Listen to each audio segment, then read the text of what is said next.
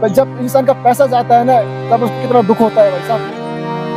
10,000 मेरे लिए बहुत बड़ी बात होती है। तो वहां पर बोलता है 3 से 4 दिन में अपडेट होगा। अरे इतने में तो भाई साहब पूरी लंका लुट जाएगी यार। तो मेरा पर्सनल डाटा, आईडी, बैंक के, वो कैसे लीक हुआ? नमस्कार दोस्तों, हमारे साथ हैं राजस्थान टीवी न्यूज के पत्रकार हैं जितेंद्र मीणा, जिनके साथ साइबर ठगी के शिकार हुए हैं, और इनसे जानने की कोशिश करेंगे किस तरीके से इनके साथ ये घटना हुई और कब की घटना है। करीबन 3 बजे प्रयागराज से, बांदीकुई जंक्शन से मैं प्रयागराज जा रहा था कवरेज करने के लिए महाकुंभ के दौरान। जब मैं घर से रवानगी के लिया और बांदीकुई रेलवे स्टेशन पे पहुंचा, उसी के बीच में ही मेरा ये 5,000 के 2 ट्रांजेक्शन हो गए। दो ट्रांजेक्शन किस प्रकार हुए? जैसे मैं घर से चला, मेरी गाड़ी में 5 किलोमीटर चला, तो गाड़ी में क्या है कि हवा कम थी, तो मैंने हवा दुआई। तो मैंने देखा टाइम कितना होगा, गाड़ी निकलने वाली है, तो ठीक है। उस जैसे हवा दुआई गाड़ी के अंदर, टायरों के अंदर, तो देखा ओटीपी आ रहे थे, पर मैंने उन ओटीपी को इग्नोर कर दिया। मैंने चलो कोई नहीं है, वैसे आ रहे होंगे, मैंने इग्नोर कर दिया। उसके बाद में फिर मैं स्टेशन में पहुंचा। जैसे गाड़ी को पार्किंग में खड़ी करी, पार्किंग में खड़ी करने के बाद में जैसे मैं ट्रेन को ट्रैक करने के लिए मैंने ऐप खोला, तो देखा मेल मेरे पास में आ रहे थे बैंक की तरफ से, और जिसके अंदर 5-5 हजार के 2 ट्रांजेक्शन किए गए थे।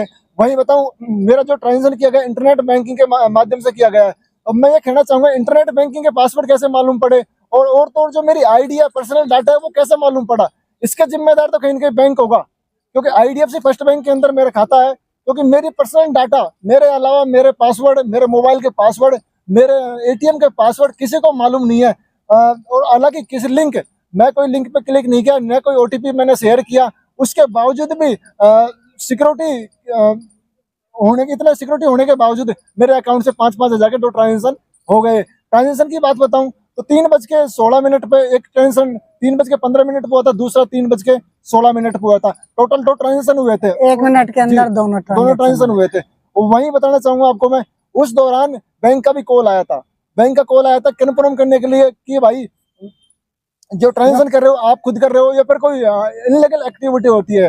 तो मैंने कॉल अटेंड नहीं किया क्योंकि मेरा फोन साइलेंट था, मैं बाइक पर चल रहा था उस दौरान। तो उन्होंने खाते को ब्लॉक कर दिया, फ्रीज कर दिया था बैंक वालों ने। तो मेरे खाते में क्या 10-20 हजार रुपए थे, जिनमें से 155 का रिचार्ज कर दिया मैंने मेरे छोटे वाले भाई के मोबाइल में। वही बताऊं तो 19,800 कुछ रुपए उसके अंदर बच गए थे। उसमें से 5-5 हजार के 2 ट्रांजेक्शन हो गए। अब 9,800 कुछ बैलेंस मेरे खाते में बचा हुआ है। वो भी इस वजह से बचा हुआ है क्योंकि बैंक वालों ने क्या किया, उसको खाते को ब्लॉक कर दिया। वही मैं बताना चाहूंगा आपको, बैंक में मैंने तुरंत कंप्लेंट दर्ज कराई, ऑनलाइन के माध्यम से तुरंत एटीएम बंद करवाए, तुरंत मैंने इंटरनेट बैंकिंग बंद करवाया, सब चीज मैंने वहां से ब्लॉक करवाई। उसके बाद में साइबर क्राइम पर मैंने 1930 पे मैंने कॉल किया। एक साइबर क्राइम की बताना चाहूंगा आपको, साइबर क्राइम पे जल्दी से फोन लगता नहीं लगता। तो मैं आपसे कहना चाहूंगा कि उसको मेल करिए, कुछ भी करके आप उसको साइबर क्राइम को इन्फॉर्मेशन दीजिए कि मेरे खाते से पैसा डायरेक्ट कट गया है, डिडक्ट हो गया है। तो मैंने किया, काफी टाइम बीत गया था, फिर मैंने करवा दिया था। करवाने के बाद में आगे की प्रोसेस है वो मैंने की।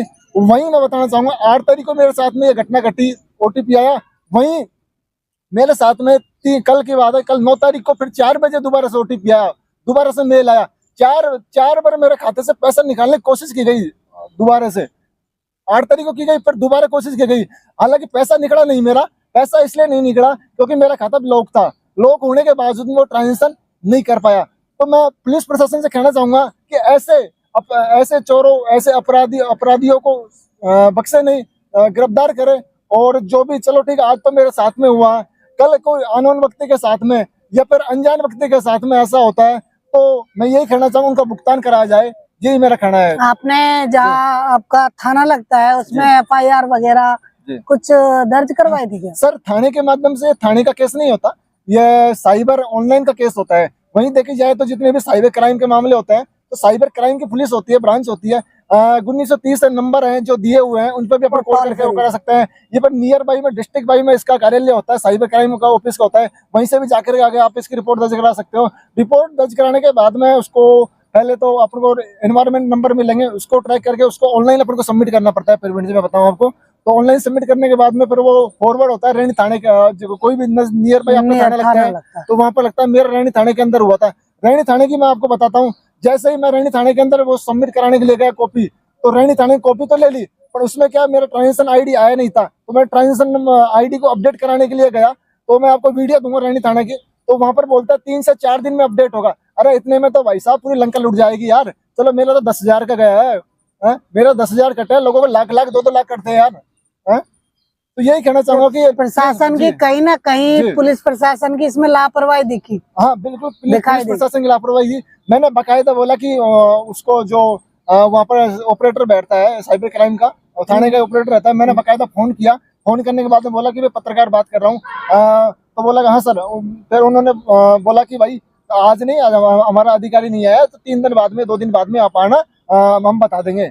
उसके बाद में फिर अपडेट करने के लिए कोई साइबर क्राइम से जयपुर से मेरे पास MN जी है, ऑफिसर है, उन्होंने मेरे को फोन किया, उन्होंने फिर मेरी हेल्प करी। हेल्प करने के बाद में उन्होंने अपडेट किया। अभी जांच चल रही है, प्रक्रिया चल रही है। वहीं बैंक की बताते हैं, बैंक की बात करता हूँ तो बैंक के 90 दिन के लिए बोल रहे हैं। अब यार 90 दिन में तो कैसे क्या हो जाता है सर, आपको बताऊँ मैं बात आपको। 90 दिन बहुत लंबा समय प्रोसेस। जो काम होता है पहले तो तुरंत मेरे खाते को चलो सीज कर दिया, मेरा तुरंत सीज हो गया। जो खाते में पैसा गया उसको भी सीज करना चाहिए, उसकी जांच करनी चाहिए। यदि पैसा नहीं निकला है तो उसको होल्ड करना चाहिए, यदि निकल गया तो उसको होल्ड करना चाहिए, जांच करनी चाहिए कि भाई किसका अकाउंट है और कौन यूज कर रहा है और कौन फ्रॉड कर रहा है।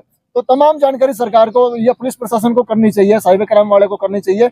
और लोगों को मैं यही संदेश देना चाहूंगा कि ऐसे मामलों से बचे, ऐसे लिंक और ऐसे उनसे बचे जिससे आप ठगी के शिकार नहीं हो, जिस प्रकार मैं हुआ हूँ। हालांकि मैंने OTP को इग्नोर किया, सब कुछ इग्नोर किया, लिंक को इग्नोर किया, फिर भी मेरा पैसे से खाते से पैसा कट गया और ठगी का शिकार मैं भी हो चुका हूँ। वहीं बताना चाहूंगा कि इतनी सिक्योरिटी होने के बावजूद फिंगर से मेरे नेट बैंकिंग खुलता है, ATM मेरे पास में है नहीं है, तो मेरा पर्सनल डाटा ID बैंक के वो कैसे लीक हुआ? सबसे बड़ा सवाल तो यह है। यह तो कहीं ना कहीं बैंक की मिलीभगत होती है या फिर कोई बैंक के कर्मचारी है। ये तो इसका निष्कर्ष है जो तभी मालूम पड़ेगा जब साइबर क्राइम ब्रांच इसकी जांच करेगी, तभी ये मालूम पड़ेगा। मैं भी ये कहना चाहूंगा, चाहे 1 रुपया हो, चाहे 1 लाख रुपए हो, चाहे 10 लाख रुपए हो, जब इंसान का पैसा जाता है ना, तब उसको कितना दुख होता है भाई साहब। 10,000 मेरे लिए बहुत बड़ी बात होती है। आपको लगता है कि मैं पत्रकार हूँ तो मेरे पास पैसा होगा? नहीं भाई साहब, ईमानदार का पत्रकार हूँ, ईमानदार पर काम करता हूँ। 10,000 बहुत बड़ी बात होती है, बहुत बड़ी रकम होती है। यह सर, धन्यवाद। तो आप देख सकते हो हमारे साथ जितेंद्र जी है जो एक साइबर ठगी के शिकार हुए हैं। और आप सभी जानते हो 10,000 रुपये एक बहुत बड़ी अमाउंट है एक सामाजिक आदमी के लिए, एक साधारण आदमी के लिए 10,000 रुपये बहुत बड़ी रकम होती है।